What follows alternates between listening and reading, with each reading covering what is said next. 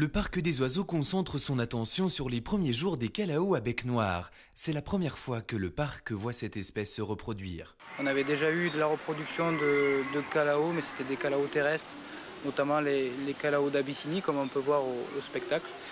Donc là, c'est première année parce que la femelle, donc elle est juste en âge de reproduire. Et donc on a réussi à avoir un jeune calao, donc c'est vraiment très bien parce que ce sont des espèces très intéressantes et de plus en plus rares en parc zoologique. Les visiteurs remarqueront l'attention toute particulière apportée à la femelle et au petit par le mâle. Donc la stratégie de reproduction est assez particulière chez ces oiseaux puisque dès que la femelle va vouloir pondre, elle va s'emmurer avec des restes de nourriture, de fiente. Elle va complètement colmater l'ouverture du nid, elle va laisser juste une petite fente. Et elle sera, après, une fois qu'elle se sera emmurée, elle va pondre et elle sera complètement dépendante du mâle. Donc c'est le mâle qui va la nourrir, comme on vient de le voir. Et donc en 1 heure à peu près, il va faire des fois jusqu'à 10-15 allers-retours pour nourrir elle, puis après son petit, puisqu'effectivement le petit est né maintenant il y a 25 jours. Et normalement, donc dans 1 mois et demi, la femelle, donc lorsqu'il n'y aura plus assez de place, elle va décloisonner le nid, elle va casser la cloison et elle va sortir et les deux parents pourront nourrir à leur tour le jeune.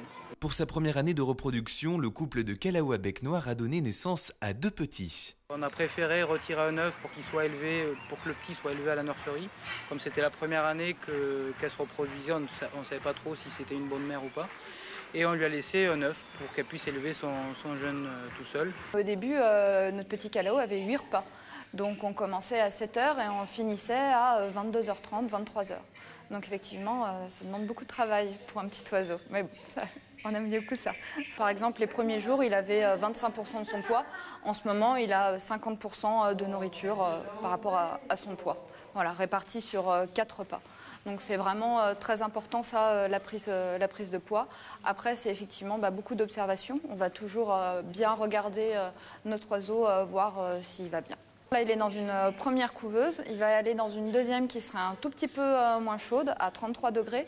Après quand il commencera à être un peu plus plumé, eh bien là on le mettra en présentation au public sous lampe chauffante. Après plusieurs semaines d'imprégnation, ce calao à bec noir viendra compléter la collection déjà impressionnante des oiseaux du spectacle en vol pour émerveiller les visiteurs du parc des oiseaux.